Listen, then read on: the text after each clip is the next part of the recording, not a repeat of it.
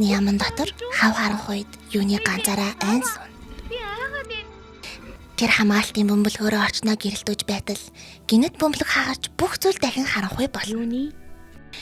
Яг энэ үед юуныгийн ингэрт байсан 4 чулуунаас үүссэн шидэт зүйлснээс нэгэн хоолой сонсогдлоо. Хамгийн ад жаргалтай мөчөө бодоорой гэж хэлэхэд юуны тэр үгийг даан бодох мөчөд түүний ивэрнээс хүчтэй гэрэл цацарч тэр авраг загсны ямнаас усан дотроос нисэн гарч ирнэ. Ингээд найзуудтайгаа эргэн уулзаж дараагийн байшил руу явхаас өмнө хэсэг амарч авцгаав. Гэвч зэрэгт нь булцгар найзуудын бүх хэд зүйлс алга болсон байлаа. Тэд алга болсон зүйлсээ буцааж авахаар шүрэгчдийн хөлийн мөрийг даган явсаар удалгүй нэгэн модны жижиг нүхийг олно. Тэд дотогш орох гэж оролцсон ч багтахгүй байлаа.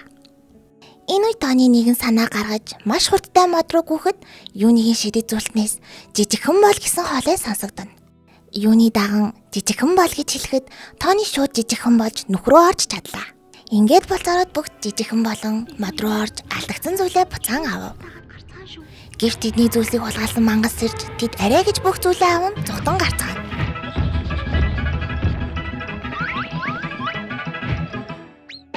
Урт зам тусны эцэс тэд дараагийн байшилтай хүрлээ. Юуны сүлийн хүчээ авахын тулд тэнгэрт байрлах нэгэн газар очиж анхны шидний сүнстэй уулзна. Тэр бүх зүйлийн талаар юунид инхүү тайлбарлав. Энэ бол нэгэн мартагдсан түүх юм. Нэг эверт, хоёр эверт шиддэнгүүд тэр нэг аимшигтай өдрийг хүртэл эв найрамдалтай амьдардаг байсан. Нэг эвертэнгүүдийн нэг нь атгах санаа өртөлж, бидний дунд яс хаяснаас олж, хоёр эвертэнгүүдийг тэр өдөр хилмигдүүлж, хомроглон устгасан. Түүний санаа нь хоёр эвертнүүдийн хамгийн хүчрхэг шидэт зэвсгийг хулгайлж, цорын ганц хүчрхэг шиддэн байхыг хүссэн атгах хүсэл юм. Харин нэгэн жаал тэр хамшигаас зүгтэж чадсан юм. Тэр бол сүүлчийн хоёр эвертэн. Жаал хүү том болохын хэрээр түүний ус хонзон улам нэмэгдэж, нэг эвертнүүдийг устгаж, эцэг их болон хоёр эвертнүүдийн өшөөг авахар эргэлт буцалтгүй шийдсэн байгаа. Чийл түүнийг зогсоож, энэ үл ойлголцлыг тайлж, эв найрамдлыг авчрах цорын ганц шиддэн юм. Ингээд анхны шиддэн юунид сүлийн хүчийг нь бэлгэллээ. Юуны найзууд дээрээ буцан ирж болсон бүхнээ тайлбарлаад тэд хамтдаа совдон чулууны хаалга руу явцгаана. Ингээд тэд хаалганы өмнө ирээд юуны зүүн гараа тавихад шидэт 7 чулуу гэрэлтэж хаалга онгойж тэд дотоош орцоолоо.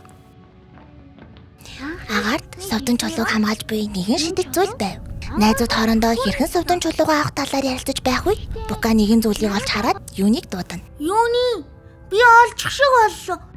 Юуны 4 чулууны нийлбэр болох шидэт зүйлтэй байлуулахад совдыг хамгаалж байсан түүжээ тайлагдаж тэр совдон чулууг амжилттай авч чадлаа. Гэвч иргэн харахад найзууд нь бүх тухайнгүй газар хэвтэж байв. Харин Тоник Букагийн өвөгийн дүрт хуурсан хоёр эвертний туслах гартаа барьсан байлаа. Хорон санаатан юунид хандан совдон чулуугаа надад өгвөл найзыг авч болно гэж хэлв.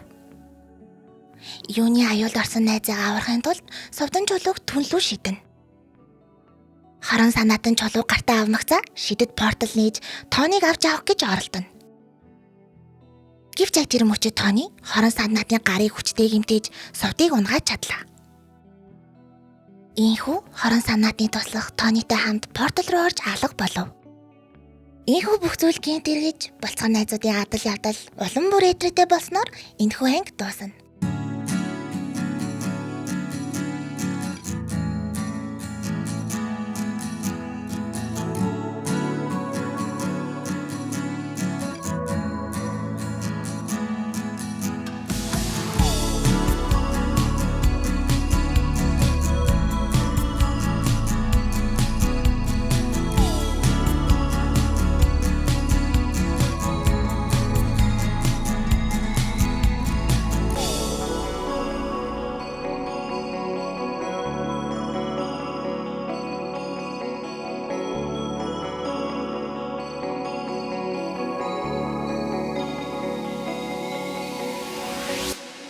Миний бяцхан үзэгчид минь. Лайк болон сабад арчиж илүү олон анги үзэн шүү дээ.